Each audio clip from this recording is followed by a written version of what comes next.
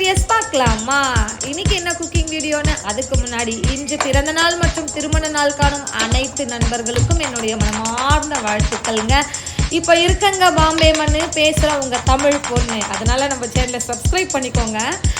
கொஞ்சமாக மைசூர் தால், கொஞ்சமாக துவரம்பருப்பு, 1/4 டம்ளர் அளவுக்கு மட்டும் எடுத்துக்கிட்டேன். ரொம்ப கம்மி குவான்டிட்டியில் இந்த மாதிரி புளி எடுத்துக்கிட்டேன். 2 பல் பூண்டு எடுத்துக்கிட்டேன்.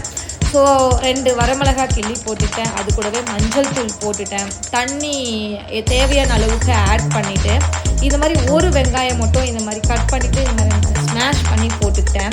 இது கூடவே நமக்கு உங்களுக்கு என்ன அளவு தேவையோ அந்த அளவுக்கு, எனக்கு தேவையான அளவுக்கு நான் உப்பும் கொஞ்சமாக ஆட் பண்ணிக்கிட்டேன். பின்னே என்னென்னா ரோஸ்மெரி லீவ்ஸ் வச்சு தாங்க இன்றைக்கி ஒரு சப்ஜி செய்யலான்னு ஒரு ஐடியா. ஸோ ரோஸ்மெரி லீவ்ஸ் எடுத்துக்கிட்டேன். பிகாஸ் இது ரொம்ப ஹேர் க்ரோத்துக்கு ஹெல்ப் பண்ணுது அப்படின்னு கேள்விப்பட்டேன். ஸோ அதை கட் பண்ணிக்கிட்டேன். எல்லோ கலரில் ஒரு குடமிளகா எடுத்துக்கிட்டேன். சரி இருக்குது வீட்டில் போடுவோமே அப்படின்னு, நம்ம செய்யறதா சமையல் அப்படின்னு சொல்லிட்டு ஸோ எல்லோ கலர் குடமிளகாவும் எடுத்துக்கிட்டேன். ஒரே ஒரு டொமேட்டோங்க, அதை அழகாக கட் பண்ணிக்கிட்டாச்சு. அது பின்னே 2 வெங்காயம் மட்டும், ஏன்னா ஆல்ரெடி ஒரு ஆனியன் நம்ம வேக வச்சுருக்கோம் இல்லையா, அதனால் 2 ஆனியன் மட்டும் அழகாக கட் பண்ணி எடுத்துக்கிட்டாச்சு. இப்போது பார்க்கலாமா எப்படி குக் பண்ணுறதுன்னு?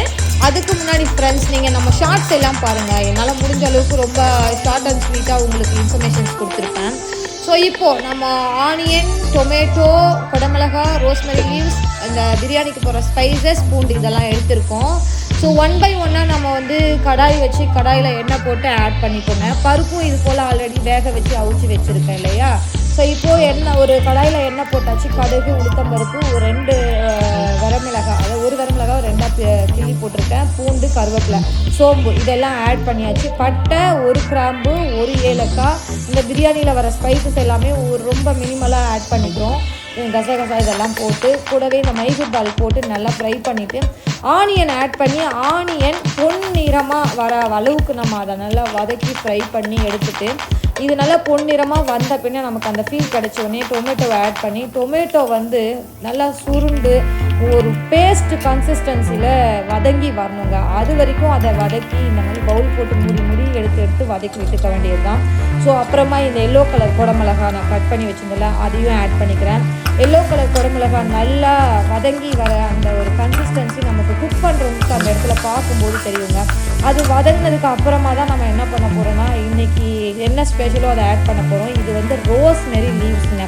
இந்த ரோஸ்மெரி லீவ்ஸையும் சேர்த்து ஆட் பண்ணி நல்லா வதங்கட்டும்னு சொல்லிட்டு 2-3 டைம் நல்லா வதக்கிட்டு, அது கூடவே பெருசாக கட் பண்ணி வச்சுருந்தேன் உருளைக்கிழங்கையும் நான் ஆட் பண்ணிக்கிறேன். ஏன் நான் இந்த மாதிரி ரொம்ப பெருசாக கட் பண்ணி வச்சுருக்கேன் உருளைக்கிழங்கு ஆட் பண்ணேன்னா, பிரியாணி ஸ்பைசஸ் எல்லாம் போட்டிருக்கேன். ஸோ அப்போ அந்த உருளைக்கிழங்கு நல்லா பெருசாக இருந்துச்சுன்னா நமக்கு சாப்பிடும்போது ஒரு நல்லா ஏதோ ஃபீல் கிடைக்கும். அதுக்காக தான் இந்த மாதிரி பெருசாக கட் பண்ணி போட்டிருக்கேன். ஸோ கூடவே நம்ம என்ன பண்ணலான்னா, இந்த ஸ்பைசஸ், இந்த மசாலாஸ்லாம் இருக்குது இல்லையா, இந்த மசாலாஸ் எல்லாம் 1 by 1 நம்ம ஆட் பண்ணிக்குவோம். நான் என்னென்ன மசாலா எடுத்திருக்கேன் அப்படின்னா, மல்லித்தூள் எடுத்திருக்கேன். கொஞ்சமாக இந்த மாதிரி ரெட் சில்லி பவுடர் ரொம்ப மினிமலாக எடுக்கிறேன். ஸோ மல்லித்தூள் போட்டு இந்த ரெட் சில்லி பவுடர் போட்டுட்டு இது கூடவே கொஞ்சம் வாட்டர் மிக்ஸ் பண்ணி நல்லா அது கலரி கொடுத்துக்கிறோம். கலரி கொடுத்ததுக்கு அப்புறமா இந்த மாதிரி நான் வடைக்கு அரைப்போம் இல்லை மாவு, ஒன்று பார்த்திங்கன்னா கடலப்பருப்பு மாவு அரைச்சி வச்சுருக்கேன். வேக வச்ச பருப்பை இப்போ எடுத்து அதில் நான் போட்டுக்கிறேன். வேக வச்ச பருப்பை எடுத்து போட்டுட்டு நம்ம கொஞ்சம் நல்லா கொதி வரும்போது என்ன பண்ணுறோன்னா, இந்த கடலப்பருப்பு வடைக்கு அரைச்சி வச்சோம்ல, அது மாதிரி அந்த கடலப்பருப்பை என்ன பண்ணுறோன்னா கொஞ்சமாக இந்த மாதிரி உருட்டு விட்டு ஸ்ப்ரெட் பண்ணி போட்டுட்டோம். நல்லா ஒரு கொதி வரட்டும் அப்படின்னு சொல்லிட்டு வெயிட் பண்ணி இருந்துட்டு கரண்டியால் கிளறி கொடுத்துட்டு அப்படியே இறக்கி சர்வ் பண்ண வேண்டியது தாங்க வேலை. வடித்த சாப்பாடு, தென் ரோஸ்மெரி லீவ்ஸ் வச்ச ஒரு சப்ஜி, அதுக்கு நல்லா கொஞ்சம் உப்பு சேர்ந்த மாதிரி இருக்கணுங்கிறதுக்காக வத்தல் எடுத்திருக்கேன், கொஞ்சமாக தயிர் எடுத்திருக்கேன். இதுதான் இன்னைக்கு என்னோட ஃபுட்டாக இருக்க போது. ஹெல்த்தியாக நான் சாப்பிட போகிறேன். நீங்களும் முடிஞ்ச அளவுக்கு ஆரோக்கியமாக சமைச்சு சாப்பிடுங்க. பார்க்கலாமா அடுத்த வீடியோவில்? பாய்.